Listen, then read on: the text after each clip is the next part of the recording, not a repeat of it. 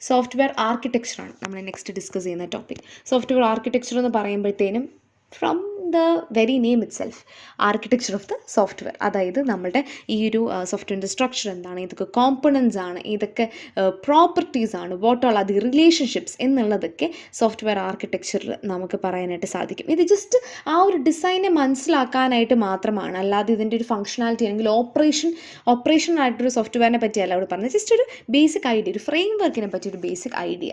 അപ്പം ഇതിൽ നിന്ന് നമുക്ക് എന്തുകൊണ്ടാണ് നമ്മളിത് ചെയ്യുന്നത്? കാരണം വെച്ച് കഴിഞ്ഞാൽ നമുക്ക് എന്തെങ്കിലും റിസ്ക്കോ കാര്യങ്ങളുണ്ടെന്നുകൊണ്ട് ഐഡൻറ്റിഫൈ ചെയ്യാനായിട്ട് പറ്റും. ഓരോ കോമ്പണൻസിനെയും എങ്ങനെയാണ് കണക്ട് ചെയ്യുന്നത് എന്നുള്ളത് മനസ്സിലാക്കാനായിട്ട് പറ്റും. അതിൻ്റെ കൂട്ടത്തിൽ ഇപ്പോൾ എന്തെങ്കിലും design decisions if it is having any impact എന്നുള്ളതൊക്കെ മനസ്സിലാക്കാനായിട്ട് പറ്റും. ഇനി നമ്മൾ നോക്കാൻ പോകുന്നത് കുറച്ച് ടൈപ്സ് ഓഫ് ആർക്കിടെക്ചറൽ സ്റ്റൈൽസ് ആണ്. ആർക്കിടെക്ചറൽ സ്റ്റൈൽസ് എന്ന് പറയുമ്പോൾ നമ്മുടെ ഈ ഒരു ഫ്രെയിം വർക്കിനെ നമുക്ക് ഏതൊക്കെ രീതിയിൽ നമുക്ക് റെപ്രസെൻ്റ് ചെയ്യാം, അല്ലെങ്കിൽ ഏതൊക്കെ സ്റ്റൈൽ നമുക്ക് ഡേറ്റിനുള്ള ഇൻഫർമേഷനെ നമുക്ക് കാണിക്കാം, ഏത് ഫ്രെയിം വർക്കിൽ റെപ്രസെൻ്റ് ചെയ്യാം എന്നുള്ളതൊക്കെയാണ് ആർക്കിടെക്ചറൽ സ്റ്റൈൽസ് നമ്മൾ മനസ്സിലാക്കുന്നത്. ഈ ഓരോ സ്റ്റൈലിലും നമുക്ക് ഉണ്ടാവുന്ന കുറച്ച് കാര്യങ്ങളുണ്ട്.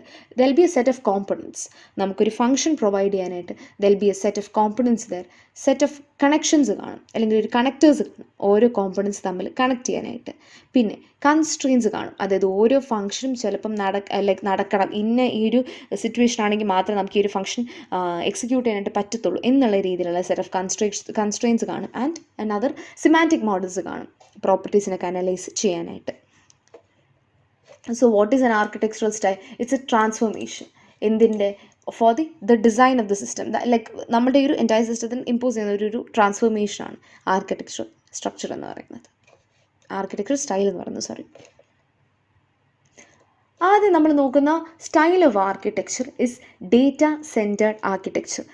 ഡേറ്റ സെൻറ്റേർഡ് ആർക്കിടെക്ചർ എന്ന് പറയുമ്പോൾ നമുക്ക് ഈ ഒരു ഡയഗ്രാം നോക്കാം. നമുക്ക് നടുവിൽ ഒരു ഡേറ്റ സ്റ്റോർ ഉണ്ട്, അതായത് V having A repository or A black board. So ഇതിൽ നിന്ന് നമുക്ക് മനസ്സിലാക്കുന്നത് എന്താണെന്ന് വെച്ച് കഴിഞ്ഞാൽ നമ്മൾ ഈ ഒരു ഡേറ്റേനെ നമ്മൾക്ക് ഈക്വലായിട്ട് ആക്സസ് ചെയ്യാൻ കുറേ ക്ലയൻറ്റ് സോഫ്റ്റ്വെയർസ് ഉണ്ട്. So from the name it self data centre, നമുക്കൊരു ഡേറ്റ സ്റ്റോർ ഉണ്ട് സെൻറ്ററിൽ of this architecture which is access frequently.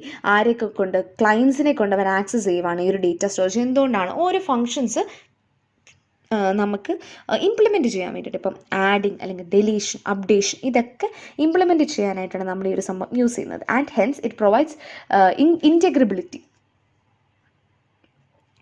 അപ്പം ഇതിൽ നിന്നും നമുക്ക് എന്താണ് ഇതിൻ്റെ ഒരു എന്താ പറയുക, ഒരു അഡ്വാൻറ്റേജ് എന്ന് പറയുന്നത്, എക്സിസ്റ്റിംഗ് ആയിട്ടുള്ള എന്തെങ്കിലും കോമ്പണൻസ് ഉണ്ടെന്നുണ്ടെങ്കിൽ അതിനെ ചേഞ്ച് ചെയ്യാനും പുതിയ കോമ്പണൻസിനെ ആഡ് ചെയ്യാനായിട്ടും ഈ ഒരു ഡേറ്റ സെൻറ്റേർഡ് ആർക്കിടെക്ചർ നമ്മളെ സഹായിക്കും. സോ ബ്ലാക്ക് ബോർഡ് മെക്കാനിസം ആണ് അവർ പറയുന്നത്, ബേസിക്കലി ഈ ഒരു ട്രാൻസ്ഫേഴ്സ് ഹെൽപ്പ് ചെയ്യാനായിട്ട്. അതാണ് first type of architecture.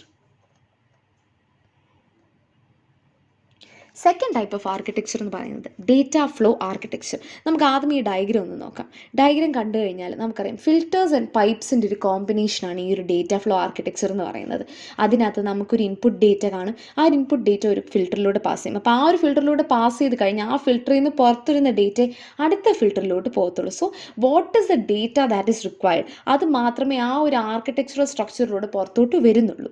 So നമുക്കൊരു പൈപ്പ് ആൻഡ് ഫിൽറ്റർ പാറ്റേൺ ആണ് നമ്മൾ യൂസ് ചെയ്യുന്നത് for set of components. Filters ഉണ്ട്. അപ്പം ഓരോ ഫിൽറ്ററും ഇൻഡിപെൻഡൻ്റ് ഓഫ് ഈച്ച് അതറാണ്. അപ്പോൾ ഈ ഒരു ഫിൽറ്ററിനെ നമ്മൾ ഡിപ്പെൻഡ് ചെയ്യുന്നില്ല, അതിന് ഇൻഡിവിജ്വൽ ആയിട്ടുള്ള വർക്കിംഗ് ആണുള്ളത്, അതിന് ഇൻഡിവിജ്വൽ ആയിട്ടുള്ള ഫംഗ്ഷൻസ് ആയിരിക്കും ഉണ്ടായിരിക്കുക. അപ്പം അതുപോലെ തന്നെ ഇപ്പോൾ ഈ ഒരു ഫിൽറ്റർ എന്താണ് ഫിൽറ്റർ ചെയ്തിരിക്കുന്നത് എന്നുള്ളത് ചിലപ്പോൾ ഈ ഒരു ഫിൽറ്ററിന് അറിയേണ്ട ആവശ്യമില്ല, അത് അറിയാൻ പോകുന്നില്ല. സോ അവിടെ ഒരു അബ്സ്ട്രാക്ഷനാണ്, ഒരു അബ്സ്ട്രാക്ഷൻ്റെ ഒരു ലെവലാണ് നമുക്കിവിടെ കാണാനായിട്ട് സാധിക്കുന്നത്. ആൻഡ് ഇതിനകത്ത് ഒരു ബാച്ച് വൈസ് ആണ്, ഒരു സീക്വൻഷ്യൽ ആയിട്ടാണ് നമ്മൾ ഇതിനെ ട്രാൻസ്ഫർ ചെയ്യുന്നത്, എന്തിനെ ഇൻഫർമേഷൻ നമ്മൾ ട്രാൻസ്ഫർ ചെയ്യുന്നത്. തേർഡ് ടൈപ്പ് ആർക്കിടെക്ചർ എന്ന് പറയുന്നത് call and return architecture. Call and return architecture എന്ന് പറയുന്നത് നമുക്കൊരു മെയിൻ പ്രോഗ്രാം കാണും. ആ ഒരു പ്രോഗ്രാമിന് കുറേ സബ് പ്രോഗ്രാംസ് കാണും. ആ ഒരു സബ് പ്രോഗ്രാമിന് വീണ്ടും നമ്മൾ കുറേ സബ് പ്രോഗ്രാംസ് ആയിട്ട് ഡിവൈഡ് ചെയ്യും. സോ ഓരോ എന്താണ് പറയുന്നത്, ഈ ഒരു കോൾസിനനുസരിച്ചായിരിക്കും കൺട്രോൾസ് പോകുന്നത്.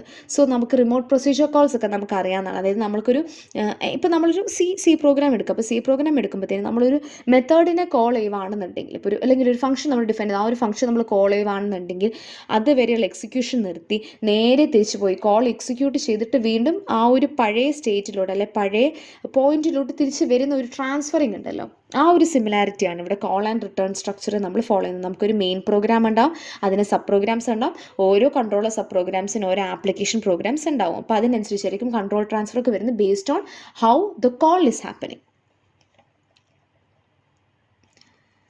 നാലാമത്തെ ആർക്കിടെക്ചർ എന്ന് പറയുന്നത് ഒബ്ജക്റ്റ് ഓറിയൻറ്റഡ് ആർക്കിടെക്ചറാണ്. ഒബ്ജക്റ്റ് ഓറിയൻറ്റഡ് ആർക്കിടെക്ചർ എന്ന് പറയുമ്പോഴത്തേനും ഒബ്ജക്റ്റ് ബേസ്ഡ് ആയിട്ടായിരിക്കും ഡേറ്റയെ നമ്മൾ റെപ്രസെൻറ്റ് ചെയ്യുക. അവർ തമ്മിലുള്ള കമ്മ്യൂണിക്കേഷൻ അല്ലെങ്കിൽ കോമ്പണൻസ് തമ്മിലുള്ള കമ്മ്യൂണിക്കേഷൻ മെസ്സേജ് പാസിംഗ് വഴിയായിരിക്കും നടക്കുക.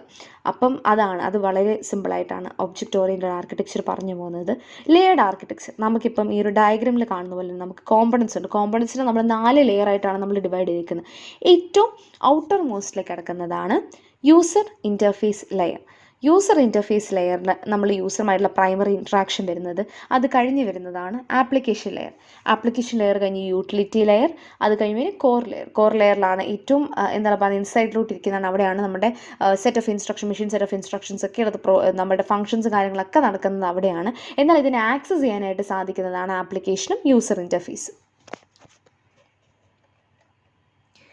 നമ്മളൊരു ആർക്കിടെക്ചർ ഇപ്പോൾ നമുക്ക് 5 ടൈപ്പ് ആർക്കിടെക്ചർ നമ്മൾ പറഞ്ഞു പോയി അല്ലേ. അപ്പോൾ ഈ ഒരു 5 ടൈപ്പ് ആർക്കിടെക്ചറിൽ ഏത് ആർക്കിടെക്ചർ നമ്മൾ ചൂസ് ചെയ്യണം എന്നുള്ളത് നമ്മൾ ഡിഫൈൻ ചെയ്യാനായിട്ട് കുറച്ച് ക്രൈറ്റീരിയാസ് ഉണ്ടായില്ലേ, കുറച്ച് റിക്വയർമെൻറ്റ്സ് നമ്മൾ ജസ്റ്റ് ഒന്ന് ഗോ ത്രൂ ചെയ്യും. ആദ്യത്തേത് എക്കോണമി എന്ന് പറയുമ്പോഴത്തേനും നമ്മൾ ഇപ്പം ഒരു സോഫ്റ്റ്വെയർ ആർക്കിടെക്ചറിൽ ഇപ്പോൾ അൺനെസസറി ആയിട്ടുള്ള ഒരു കോംപ്ലിക്കേഷൻ ഉള്ളൊരു സംഭവം നമ്മൾ ഒരിക്കലും എടുക്കത്തില്ല. സോ ബെസ്റ്റ് ആയിട്ടുള്ള സോഫ്റ്റ്വെയർ എന്ന് പറയുമ്പോൾ ഒരുപാട് അബ്സ്ട്രാക്ഷനിൽ റിലയും ഒരുപാട് കോംപ്ലക്സും ആയിരിക്കില്ല. അപ്പം അങ്ങനെയുള്ളൊരു ഇപ്പം നമ്മളുടെ ഓരോ റിക്വയർമെൻറ്റിനനുസരിച്ചായിരിക്കും നമ്മൾ ഏത് ആർക്കിടെക്ചറൽ സ്ട്രക്ചർ യൂസ് ചെയ്യുന്നതെന്നുള്ളത് നമ്മൾ ഡിസൈഡ് ചെയ്യുന്നത്. സോ റിക്വയർമെൻറ്റ്സിനെ പഠിച്ചിട്ട് അതിനിപ്പോൾ ഒരു വിത്ത് റെസ്പെക്ട് ടു എക്കോണമിക്കലി ഫൈനാൻഷ്യലായിട്ടുള്ള നമ്മൾ പെർസ്പെക്റ്റീവ് നോക്കുകയാണെന്നുണ്ടെങ്കിൽ ചിലവ് കുറവായിട്ടുള്ളതിനെ നമ്മൾ പ്രിഫറൻസ് കൊടുക്കത്തുള്ളൂ. അത് ഏറ്റവും കുറവെന്നല്ല, കമ്പാരിറ്റീവ്ലി ബെറ്റർ ആയിരിക്കണം. വിസിബിലിറ്റി, നമ്മൾ ആർക്കിടെക്ചറൽ സിസ്റ്റംസ് എന്തുകൊണ്ടാണ് അല്ലെങ്കിൽ ആർക്കിടെക്ചറൽ സ്റ്റൈൽ നമ്മൾ എന്തുകൊണ്ടാണ് ചെയ്യുന്നത്? ബേസിക്കലി ഒരു മോഡലിനെ നമ്മൾ നല്ല രീതിക്ക് അണ്ടർസ്റ്റാൻഡ് ചെയ്യാനായിട്ടും അതിൻ്റെ റിക്വയർമെൻറ്റ്സിന് നല്ല രീതിക്ക് കമ്മ്യൂണിക്കേറ്റ് ചെയ്യാനുമായിട്ടാണ് നമ്മൾ മോഡൽസിനെ ഡിഫൈൻ ചെയ്യുന്നത്. അപ്പോൾ അത് വിസിബിലിറ്റി കുറവാണെന്നുണ്ടെങ്കിൽ അല്ലെങ്കിൽ ഇപ്പോൾ ഒരു കൺസെപ്റ്റ്സോ ഡിസൈൻ കാര്യങ്ങളൊന്നും കംപ്ലീറ്റ് ആയിട്ട് കമ്മ്യൂണിക്കേറ്റ് ചെയ്യുന്നില്ല എന്നുണ്ടെങ്കിൽ ആ ഒരു ആർക്കിടെക്ചറൽ സ്റ്റൈലിൻ്റെ എൻറ്റയർ പേർപ്പസ് എന്ന് പറയുന്നത് വേസ്റ്റ് ആവും.